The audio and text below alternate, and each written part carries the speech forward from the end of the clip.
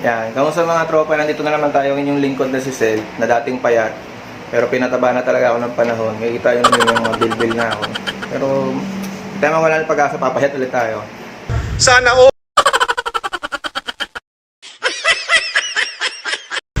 Sana all. Yan. So, ngayon for today's video guys, pag-uusapan natin, ano ba itong hawak ko? Ito po ay wood wall clock. Tama po, wood. So, ibig sabihin po, kahoy po siya. Yan po, kung makikita nyo, kahoy siya. Tapos, kikita nyo pa yung mga details nyo sa inukit po siya. Tapos, pinintahan. Man-made po siya. Ibig sabihin, personalized po siya, customized. Yan. So, since na-customize po siya, syempre po, pinagawa natin is yung favorite cartoon po natin. So, mula bata pa, which is, alam nyo naman po ito ay Ghost Fighter.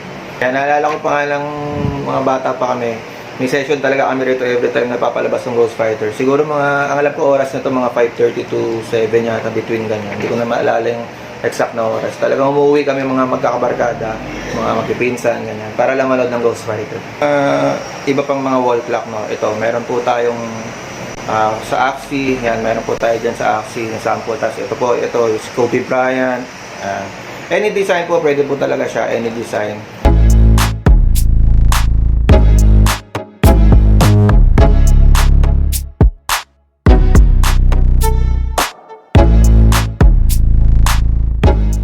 Kung makikita nyo po dito, ayan, kakaiba po yung korte niya.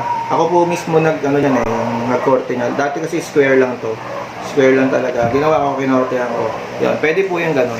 Pwede po yung kortehan nyo na kahit anong korte.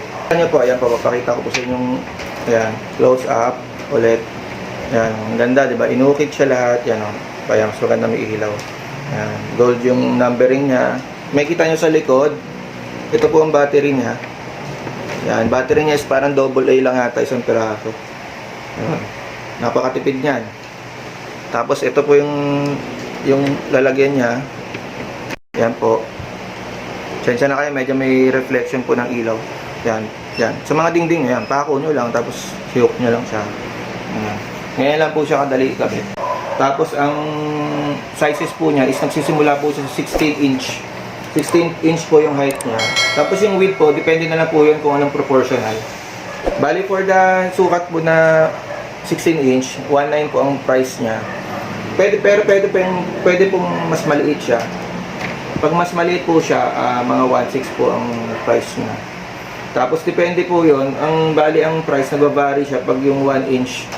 1 inch ng palaki, every 1 inch po, nagdadagdag po tayo ng 100 pesos sa price. Yan. Any korte, kami po bahala mag-customize. Sabihin nyo lang po anong pang gusto ng korte. Ganito gusto ko, ganyan. Okay, gagawin po natin yan. Basta po yung shipping, sagot nyo po. Ang range po ng shipping siguro mga 200 to 500. Depende po kasi sa sukat eh. Pero minimum po is 200.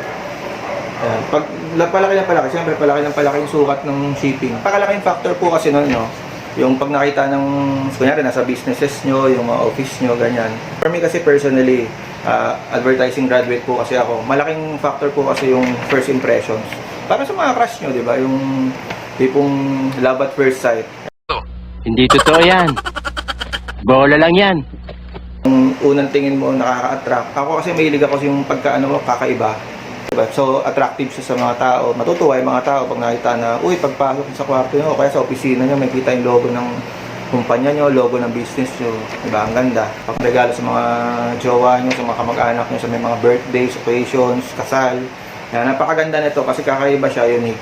Try po natin ilagay yung battery. Ito po yung AA na battery natin. Yan, try po natin ilagay. Dito po sa likod niya. Tingnan po natin kung gagana siya. Yun, gumana po siya. Ayos, may ayan. Umaandar na po siya. Ngayon po, ikakabit na po natin siya dito sa wall ng kwarto ko. Ayan, samahan niyo po ako, kakabit na po natin siya.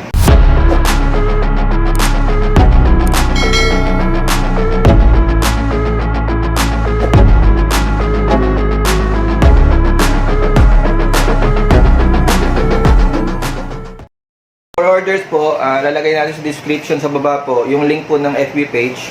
Doon po kayo pwedeng umorder. Ako po mismo yung makakausap nyo doon. Ako po mismo yung magme-message sa inyo. Ayan, don't forget to like and subscribe po pala para sa mga susunod pa nating videos. Kaya nga dito na lang po tayo.